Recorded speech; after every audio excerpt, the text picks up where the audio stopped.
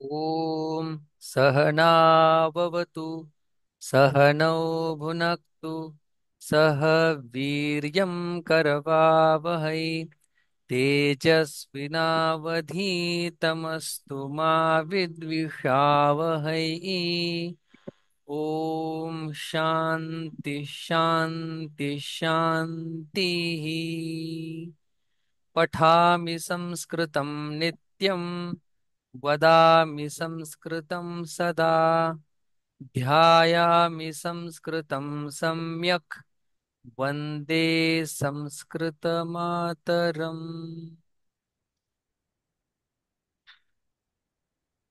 मागील पाठामध्ये आपण चौथ्या धड्यामध्ये उडी मारली होती. त्या धड्यामधील आपण संख्या विशेषण पाहिलं होतं. त्याच्यामध्ये आपण म्हटलं होतं पुल्लिंग, स्त्रीलिंग, नपुंसकलिंग 4 पर्यंत वेगवेगळे चालतं, पण 5 नंतर सगळे मात्र एकसारखे चालतात. म्हणजे काय? पंचरामाः पंचसीताः पंचवनानी. म्हणजे कुठलंही लिंग असू द्या, ते मात्र एकसारखेच त्याला क्रियाविशेषण येतात. पण 1 ते 4 पर्यंत एकः, एका, एकम, द्वौ, द्वे, द्वे, त्रयः, तिस्रः, त्रीणि, चतुरः, चत्वारः, चतस्रः, चत्वारि, असे लिंगानुसार ते बदलतात. हे पाहिलं होतं. आपण एक गीत पण पाहिलं होतं, एकम द्वे वदंतु सर्वे त्रीणि चत्वारि आणैवारि पंच षट कराभ्याम फट सप्त अष्ट संस्कृतनिष्ठ नव दश भाषा प्रवेश, अशा प्रकारचं गीत पाहिलं होतं आपण. आणि मग काही इतः, ततः, कुतः, कथम, न, किम यासारखे आपण काय अव्यय सुद्धा पाहिले होते. ठीक आहे. आता आपण तिसऱ्या धड्याची वाक्य तुम्हाला सोडवायची आहेत. मी आज तुम्हाला नक्कीच पाठवून देईन. आता आपण काहीतरी नवीन आणि अतिशय छान असं काहीतरी शिकूया आपण आता. ठीक आहे. बघा, चौथ्या धड्यामध्ये पहिला तर कसं अवघड विषय सगळ्यात पहिला बघायचा, म्हणजे नंतर थोडस असं सुरुवातीला कसं सगळे फ्रेश फ्रेश असतात, म्हणून अवघड विषय सगळ्यात पहिला बघायचा. तर संस्कृतमध्ये कसं असतं, संस्कृतमध्ये सगळं काही सूत्र रूपाने आहे. सूत्र, सगळं काही, म्हणजे जे मूळ संस्कृत आहे ते सगळं सूत्र रूपामध्ये आहे. मग सूत्र म्हणजे काय? थोडक्यात सांगायचं म्हणजे अल्पाक्षरम, खूप कमी अक्षर त्याच्यामध्ये असतात. इको यणची, एवढंच सूत्र. हल, या हल मध्ये सगळं काय सामावलेलं आहे. इको यणची बरेच सूत्र आहेत. ठीक आहे. तर हे छोटस असतं. पहिली गोष्ट, सूत्र म्हणजे काय? अल्पाक्षरम. त्याची आता व्याख्या आहे असंदिग्धम, ज्याच्यामध्ये जे शिकल्यानंतर, म्हणजे पहिली गोष्ट कमी अक्षर असत थोडस. नंतर अल्पाक्षरम असंदिग्धम, म्हणजे कुठलीही शंका त्याच्यामध्ये राहणार नाही. शंका नसते असं, म्हणजे जे ज्याचा अभ्यास केल्यानंतर आपल्या मनात एक पण शंका राहणार नाही. अल्प अल्पाक्षरम असंदिग्धम सारवत विश्वतोमुखम, आणि दिसायला जरी छोटा असलं तरी त्याच्यामध्ये अर्थ खूप मोठा असतो. ओके. अ म्हणजे मोठा अर्थ त्याच्यामध्ये लपलेला असतो. ही महान लोकांनी केलेली व्याख्या, किंवा मोठ्या लोकांच्या मते त्याला सूत्र म्हणतात, जे कमी अक्षरात असतं, ज्याच्यामध्ये शंका नसते, वाचल्यानंतर कुठेही आपल्याला संशय येत नाही हे असं असेल का तसं, आणि त्याच्यामध्ये अर्थ खूप मोठा असतो. ठीक आहे, सूत्र. मग सूत्र छोटे असल्यामुळे आपल्याला जास्त कळत नव्हते. मग आपल्या नंतरच्या वैयाकरणांनी काय केलं, किंवा व्याकरण निर्मात्यांनी काय केलं, तर त्या सूत्राचं स्पष्टीकरण केलं. त्याला म्हणतात वृत्ती. त्याची वृत्ती लिहिली. ठीक आहे. म्हणजे या सूत्राचा असा संस्कृत मध्ये अर्थ आपल्याला समजून घ्यायचा आहे. म्हणजे इको येण्याची, मग इक म्हणजे काय? यण म्हणजे काय याचा थोडासा विस्तार त्यांनी केला. ठीक आहे. नंतर पुढच्या सूत्राचं मागच्या सूत्राशी काय संबंध आहे, या सूत्राचा कसा अर्थ घ्यायचा, त्या सूत्राचा कसा अर्थ घ्यायचा, याच्याविषयी पण मग नंतर सूत्रावरती काय झालं, वार्तिक आली. ठीक आहे. म्हणजे सूत्र कळून पण नाही कळलं, वृत्ती वाचायची. वृत्ती कळली नाही तर वार्तिक वाचायचं. वार्तिक. ठीक आहे. अशा प्रकारे सूत्र, वृत्ती, वार्तिक. आपल्याला ह्यातलं फक्त समजून घ्यायचंय की अ, पाणिनी महर्षींचे 4,500 सूत्र आहेत. ठीक आहे. अष्टाध्यायी नावाचा ग्रंथ आहे. अष्टाध्यायी म्हणजे 8 अ, त्याच्यामध्ये प्रकरण आहे. आपल्याला फक्त अष्टाध्यायी नाव लक्षात ठेवा. त्याच्यामध्ये आपल्या समस्त संबंध व्याकरणाचे सूत्र आलेले आहे. जेवढं काही व्याकरण आपण कुठे पण ऐकतो त्याचं मूळ पाणिनी महर्षींनी लिहिलेलं आहे.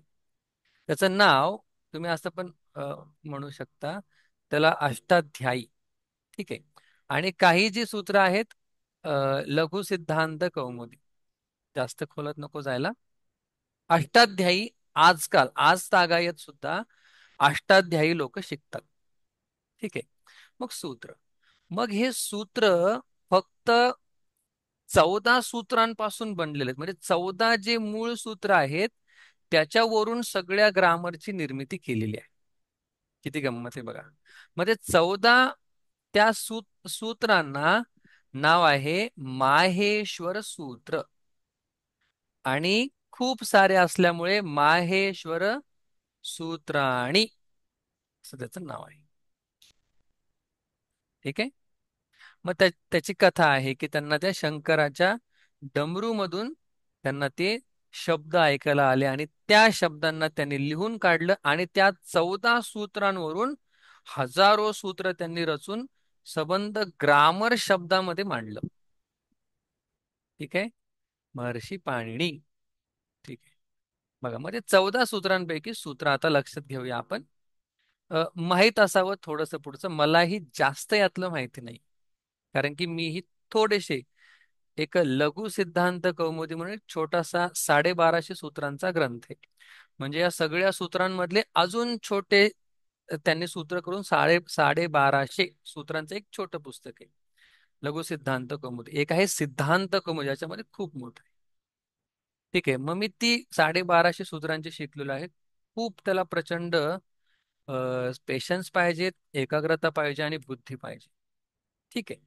मग आपल्याला फक्त 14 सूत्र कोणते आहेत आणि त्याच्यापासून प्रत्याहार काय असतं एवढं फक्त आपल्याला समजून घ्यायचं, जेणेकरून उद्या जर आपल्याला कोणी विचारलं तुम्हाला सूत्र माहितीये का, तर असं नको व्हायला की मला सूत्र म्हणजे काय हे माहिती नाही. सूत्र म्हणजे काय, जे छोटस असतं, ज्याच्यामध्ये संशय नसतो, ज्याच्यामध्ये अर्थ फार गहन आणि मोठा असतो, त्याला सूत्र म्हणतात. सूत्र समजण्यासाठी वृत्ती लिहिल्या, वृत्ती समजण्यासाठी अजून अ काय वार्तिक लिहिण्यात आली. ठीक आहे. मग त्यातले आपण माहेश्वर सूत्राने आपण पाहत आहोत जे शंकराच्या डमरूतून त्यांना ऐकायला आले. ठीक आहे. बघा मग आता आपण या ठिकाणी सूत्र लिहूया. माझ्या पाठ आहेत तरी पण बघून लिहितो. आई,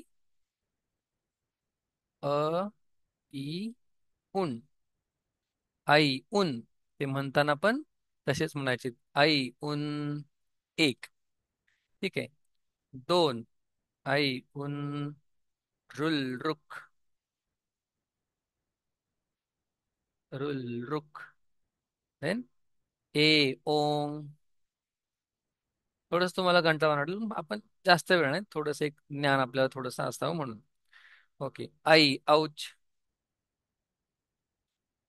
मग या सूत्रांची रचना करताना पहिले सगळे स्वर त्यांनी घेतले बघा. ई उ, रुल रु, ए ओ, आई औ. देन नंतर सगळे सूत्र घेतल्यानंतर त्यांनी अंतस्थ स्वर घेतले बघा. हे सगळं पुस्तकात दिलेलं आहे पण मी ते तरी पण लिहून तुम्हाला एक्सप्लेन करून सांगतोय. ह य व रट. ह य व रट. प्रत्येक सूत्रातलं शेवटचं अक्षर हे हलंत आहे. हलंत म्हणजे काय त्याचा पण अर्थ आपल्याला आज कळून जाईल. आपल्याला फक्त 2-3 शब्दांच्या व्याख्या छानपणे कळल्या पाहिजेत. य, य, म, य म ग ण नम सातवा. बघा, म्हणताना कसं म्हणायचंय? ऐ उन रुल रुक ए ओम ऐ औच हय वरट यमंगणम असं. आणि सहावं ऍक्च्युली हे सातवं आहे. लण. बघा, ल ण. देन आठवं. थोडंसं आता पटापट घेऊया. झभय. तर आम्ही शाळेत शिकवताना हे काही शिकवत नाही, त्याच्यामुळे हे कधी एकेकाळी पाठ केले होते. ऐ उन रुल रुक ए ओम ऐ औच हयवरट लन यमंगणम झभय घडदश. मग एकदा अंतस्थ स्वर म्हणजे जे आत जाणारे स्वर आहेत ते झाल्यानंतर मग ते सुरुवात करतात पंचम वर्गापासून. बघा, अ, ंग य ण ण म हे काय पंचम वर्ग आहे. नंतर मग झ भ हे काय चतुर्थ वर्ण आहे. घ म्हणजे चौथी लाईन आहे, जी आपण सुरुवातीला क ख ग घ ग. ग कुठे येतो? पाचव्या याच्यामध्ये. क ख च छ ज झ. झ कुठे येतो? चौथ्यामध्ये. मग त्यांनी पहिला सगळे स्वर घेतले. ऐ उन रुल रुक. नंतर पाचवा कॉलम घेतला. पाचवा कॉलम घेतल्यानंतर चौथा, मग तिसरा, मग दुसरा, असं असं करत ते पुढे गेले. बघा, घ ड घडधश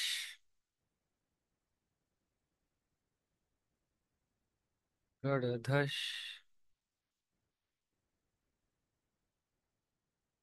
झबई घडधश जब गडदश जब गडदश. देन अकरावं ख ह छ छ ठ ख फ छ फ थ चटतौ. देन बघा, 12 नंबर कपय शससर शससर. देन 14 नंबर हल. बघा, ही झाली सूत्र. आता एकदा व्यवस्थित वाचतो. ऐ उन रुल रुक ए ओम ऐ औच हयवरट लं यमंगणनम जबै घडधश जबगडदश ख प छ ख फ छ ठ थ चटतौ कपै शससर हल. ठीक आहे. मग आता ह्याच्यापासून आपण प्रत्याहार कसे बनवायचे ते शिकूया. प्रत्याहार म्हणजे काय? पहिलं हे समजून घ्या. हं, बघा, इतकं आतापर्यंत क्लिअर आहे. 14 माहेश्वर सूत्राने आहेत. याच्यावरती आपली संबंध व्याकरणाची इमारत उभी आहे. व्याकरणाचे जेवढे काही सूत्र असतील, हे सूत्र इथूनच रेफर केलेले आहेत. कसं? एक दोन आपण उदाहरणं पाहूया. बघा, हम्म, मग आता आपण प्रत्याहार. प्रत्याहार म्हणजे काय? एखादं शॉर्ट फॉर्म बनवायचं. प्रत्याहार. ठीक आहे. जसं आपल्या नावाचं शॉर्ट फॉर्म असतं. वपा वसंत पाटील. ठीक आहे. वदीपा वसंत दिनकर पाटील. असं शॉर्ट फॉर्म बनवायचं, त्याला म्हणतात प्रत्याहार. कसं मग ते? समजा प्रत्याहार, समजा मला बनवायचा आहे अच. अच हे काय एक शॉर्ट फॉर्म आहे, एक छोटस दोन अक्षरांचं मिळून झालेलं आहे अच. मग आता या अच काय झाला? प्रत्याहार झाला. मग अच प्रत्याहार कसा बनवायचा?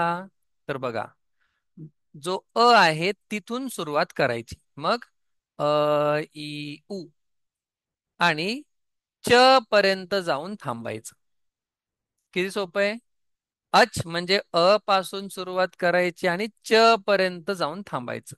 पण असं करत असताना ह्या न ला, जो शेवटचं व्यंजन आहे, त्याला मात्र धरायचं नाही. जो शेवटचं व्यंजन आहे त्याला मात्र धरायचं नाही. आता मग अच म्हटल्यानंतर अच प्रत्याहार.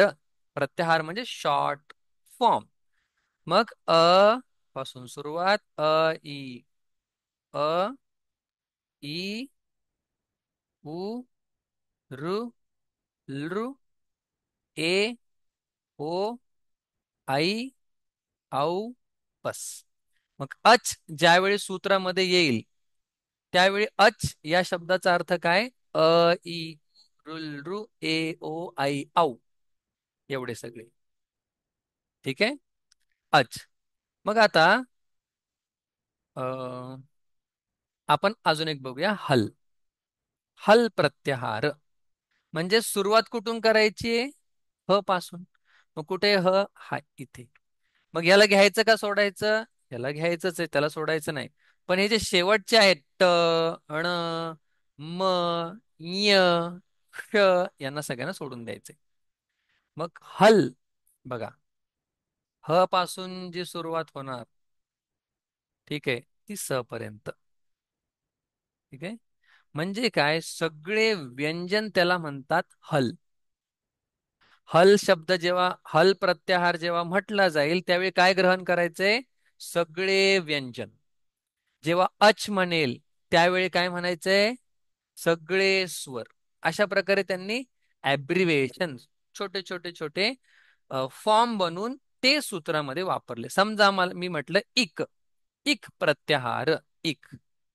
मग काय होईल? ई पासून सुरुवात करायची ई, आणि थांबायचंय कुठं?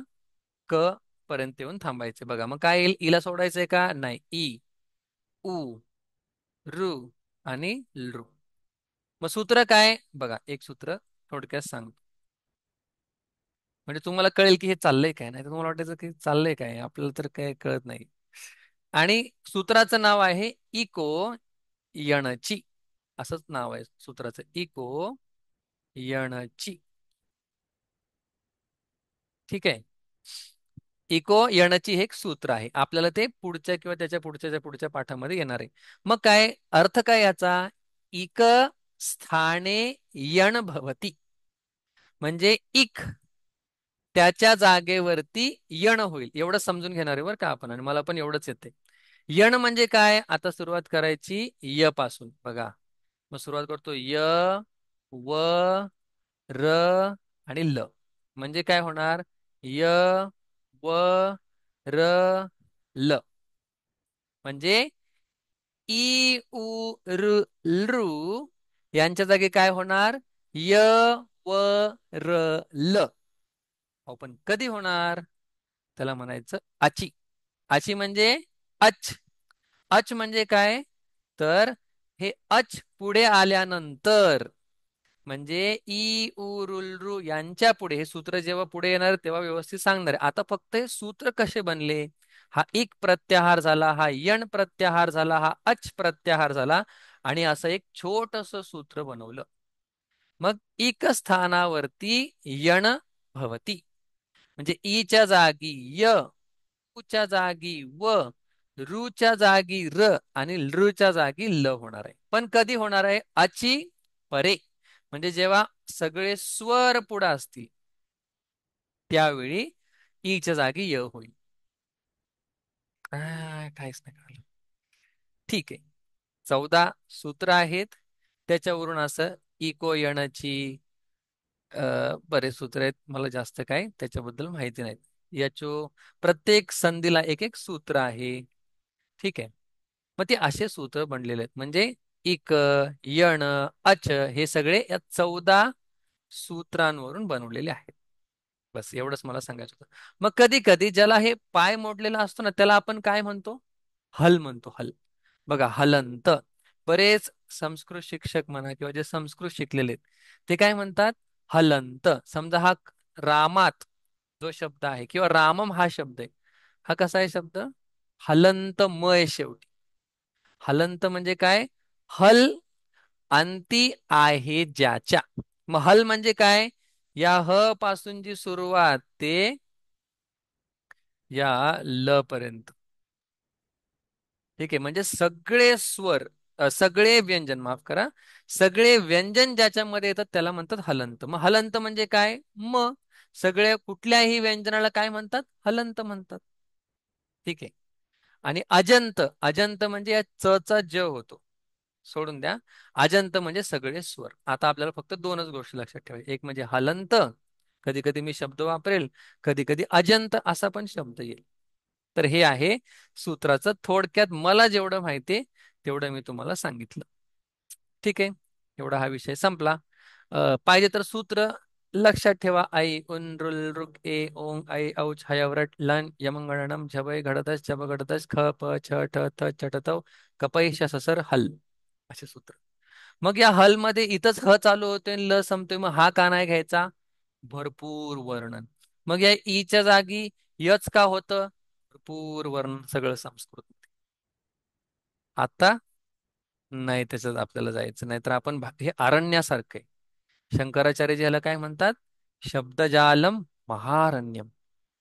तुम्ही घुसले आतमध्ये तर तुम्ही सगळी तयारी करूनच जायचंय. हा, आतमध्ये काय काय काय असेल सांगता येत नाही, किती आतमध्ये जाऊ परत येऊ. त्याच्यामुळे अरण्याला लांबून बघून आपण छोट्याशा गार्डनचा आस्वाद घ्यायचा आहे. मग अच म्हणजे स्वर, अल हल म्हणजे सगळे व्यंजन. ओके. ठीक आहे. हम्म. आता आपण वळतोय काही अ, क्रियापदांकडे. काय होतं कधी कधी, काही क्रियापद हे नॉर्मल असतात. नॉर्मल म्हणजे रेग्युलर, म्हणजे पठती. पठतीवरून मी वदती म्हणू शकतो, पठती पठतः पठंती म्हणू शकतो, वदती वदतः वदंती. पण काही क्रियापद हे इरेग्युलर, जसं इंग्लिशमध्ये सुद्धा गो, वेंट, गॉन वेगळे, राईट, रोट, रिटन वेगळे. तसंच संस्कृतमध्ये सुद्धा काही क्रियापद ही काय वेगळी आहेत. मग कुठली आहेत ती? ती दोन क्रियापदं आपल्याला पाहून घ्यायची, अतिशय महत्वाची क्रियापद्धती आहे. ठीक आहे. येस, तर मग त्या क्रियापदांची नावं मी पहिले लिहितो. क्रू हे पहिलं क्रियापद आहे. ठीक आहे. आणि त्या क्रूचे आपण रूप बघू. क्रूचा अर्थ होतो करणे. महत्वाचा असल्यामुळे आपण त्याला थोडासा विशेष भर देतो, या सूत्रानंतर शिकतोय.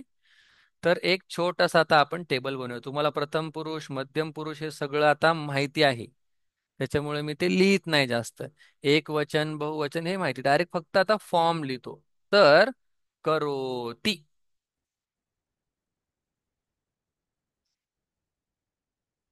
करोती. मग हा क्रू धातू वेगळ्या गणाचा आहे, त्याच्याबद्दल पण थोडस सांगतो. या पाठामध्ये सांगणं अगत्याचं आहे की आपल्याकडे 10 गण आहेत. लक्ष द्या, लक्ष द्या. आपल्याकडे 10 गण आहेत. म्हणजे असं लक्षात ठेवा, 10 वर्ग आहेत. पहिली, दुसरी, तिसरी, चौथी, पाचवी, 10वी, 10वी पर्यंत 10 वर्ग आहेत. मग त्या 10 वर्गांमध्ये पहिलीच्या वर्गात एवढी मुलं, दुसरीच्या वर्गात एवढी मुलं, तिसरीच्या वर्गात एवढी मुलं, असं करून काय केलं त्यांनी? 2000 धातूंना 10 गणांमध्ये विभागलं.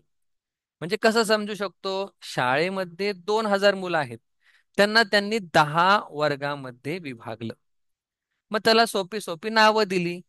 प्रथम गण, द्वितीय गण, तृतीय गण, चतुर्थ गण. मग त्यांनी धातूंचं काय वर्गीकरण केलं, क्लासिफिकेशन त्यांनी केलं. आणि तसा हा क्रू धातू वेगळ्या गणातला असल्यामुळे वेगळा चालतो. पुन्हा बोलतो बघा.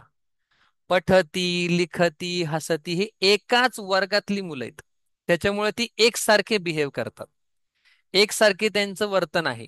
पण हा क्रू धातू वेगळ्या वर्गातला आहे, त्याच्यामुळे त्याचं वर्तन कसं आहे? वेगळं आहे. कसं सोप्या पद्धतीने समजू शकतो बघा. 10वीची मुलं थोडी उन्हाळ असतात, थोडी वेगळीच वागतात. तसं हे क्रू धातू वगैरे काय आहेत? थोडी 9वीतली मुलं आहेत, 9व्या गणातले हे क्रू धातू. ठीक आहे. मग हा क्रू धातूचा अर्थ आहे करणे. मग हा सुद्धा थोडा वेगळा चालतो, आपल्याला पाठ करायचा आहे. करोती, कुरुतः, हम्म, कुरुतः, कुर्वन्ति. इथे पहा. करोति, कुरुतः, कुर्वन्ति. आता मी बोलतोच काय सांगते, जेव्हा शिकवायला लागतो तेव्हा आमचे लॅपटॉप बाबा. हम्म. करोति कुरुतः कुर्वन्ति, करोषि कुरुथः कुरुथ, करोमि कुर्वः कुर्मः. मग ज्यावेळी प्रथम पुरुषाबद्दल बोलत असेल त्यावेळी करोती. जेव्हा मी प्रथम पुरुषातील दोन जणांबद्दल बोलत असेल कुरुतः, आणि जेव्हा अनेक असतील त्यावेळी मी म्हणणार कुर्वंती. आता इंग्लिश मध्येच लिहू का? कुर्वंती. हम्म. कुर्वंती. अरे देवा देवा. कुर्वंती. तर ज्यांना नाही समजत त्यांना माफी मागतो. आता काय करणार? करोषि. करोषि. कुरुथः. बऱ्याच जणांना टायपिंग येत असल्यामुळे ठीक आहे. कुरुथः आणि कुरुथ. मी ट्राय करतो परत एकदा मराठीत लिहायचं. कुरुथ. देन पुढे होतं करोमि. देन कुर्वः आणि कुर्मः. बोलतो त्याच्यावर लक्ष द्या. करोति कुरुतः कुर्वन्ति, करोषि कुरुथः कुरुथ, करोमि कुर्वः कुर्मः कुर्वन्ति. मग आता अनेक राम असतील, अनेक राम जेवण करतात. रामाः भोजनं कुर्वन्ति. कारण की बहुवचन आहे, प्रथम पुरुष म्हणजे रामः रामो रामः कुठलंही नाव. किंवा जर मला त्वम वापरायचं असेल, त्वम. त्वम किम करोषि. तू काय करते. किंवा तू काय करतो. करोषि. ठीक आहे. करोषि. मग एकटा असेल, रामः किम करोती. राम काय करतो. अशा प्रकारे. जर स्वतःबद्दल मी सांगत असेल किंवा विचारत असेल, अहम किम करोमी. मी काय करतो. अशा प्रकारे. ठीक आहे. म्हणून आपण कधी कधी बघा लहानपणी प्रार्थना, शुभम करोति कल्याणम आरोग्यम धनसंपदा. शुभम करोति म्हणजे चांगलं करतो. कोण? तो प्रकाश, तो लावलेला दिवा. कुरुथः आणि कुरुथ. चालते बाबा. कुरुथ. फार जपून टाईप करतो मी. हम्म. कुरुथ. मग आता तुम्हाला करते माहिती आहेत 9च्या 9. एकतर रामः रामो रामः असेल किंवा सहतवते इथे असेल. जर कळत नसेल विचारामध्येच थांबवलं तरी चालेल. हे 6 कधीच बदलत नाही. जे मध्यम पुरुष आहेत ते कधीच बदलत नाही, कारण की तू, तुम्ही दोघं हे कधीही बदलणार नाहीये. ठीक आहे. कुर्वह. कुर्वह आणि कुर्मह. अशा प्रकारे हे करोती धातू आहे. त्याचा अर्थ काय? करणे. मग हे कधी वापरतात? एखादे क्रियापद जर आपल्याला माहिती नसेल, बघा ह्याचं महत्व काय हे समजून घ्या. ह्याचा उपयोग बोलण्यामध्ये जास्त होतो. जर आपल्याला एखादं क्रियापद माहिती नसेल, समजा रक्षती माहिती नसेल आपल्याला, रक्षती, पण आपल्याला रक्षण हे माहिती असतं. आपल्याला स्नान हे माहिती आहे, भोजन हे माहिती. त्याच्यामुळे आपल्याला भुंगते हे जरी क्रियापद माहिती नसेल किंवा खादती हे जरी माहिती नसेल, तरी आपण काय करू शकतो? त्याला वापरू शकतो. कसं? बालकः स्नानम करोति. मग आता स्नाती हे आपल्याला माहिती नाही, पण स्नाती जरी माहिती नसलं तरी सोपं कसं करायचं हे आपल्याला माहिती. स्नानम करोति. आता ददाती हे जर तुम्हाला माहिती नसेल, ददाती हे जर तुम्हाला माहिती नसेल, तर तुम्ही काय म्हणू शकता? दानम करोति. दान देतो. खादती हे तुम्हाला माहिती नसेल, तर तुम्ही काय म्हणू शकता? भोजनम करोति. बरोबर. पुरुथ. आता मी इथं धडपड. हम्म. म्हणजे काय? हे सोपं आहे. याला आपण कठीण क्रियापद ज्यावेळी माहिती नसेल त्यावेळी आपण हे वापरू शकतो. कुर्वह. आणि अशा प्रकारे सक्सेसफुल झालेला आहे कुर्मह. अर्थ काय सगळ्यांचा एकच. मग 9 का झाले? कारण की वेगवेगळे कर्ते असल्यामुळे काय झाले, वेगवेगळे क्रियापद झालेले आहेत. मग हे काय, प्रथम पुरुष. हे काय, तू तुम्ही दोघे तुम्ही सर्व. हे काय, मी आम्ही दोघे आम्ही सर्व. अशा प्रकारे करोती हा धातू. आणि पुढचा एक धातू बघून आपण थांबायचे. पुढचा धातू सुद्धा अतिशय महत्वाचा आहे आणि अतिशय सोपा आहे. धातूचं नाव आहे अस धातू. काय आहे? जसा वरती होता करोती, तसं ह्याचं नाव आहे अस धातू. आणि हा आहे दुसऱ्या वर्गातील. जसं 2000 धातूंचे 10 ग्रुप आहेत, तसा हा धातू दुसऱ्या गणातील आहे. हा दुसरीतील आहे. याचं नाव आहे अस. अस म्हणजे असणे किंवा होणे. लाईक अहम अस्मी, मी आहे, अशा प्रकारे.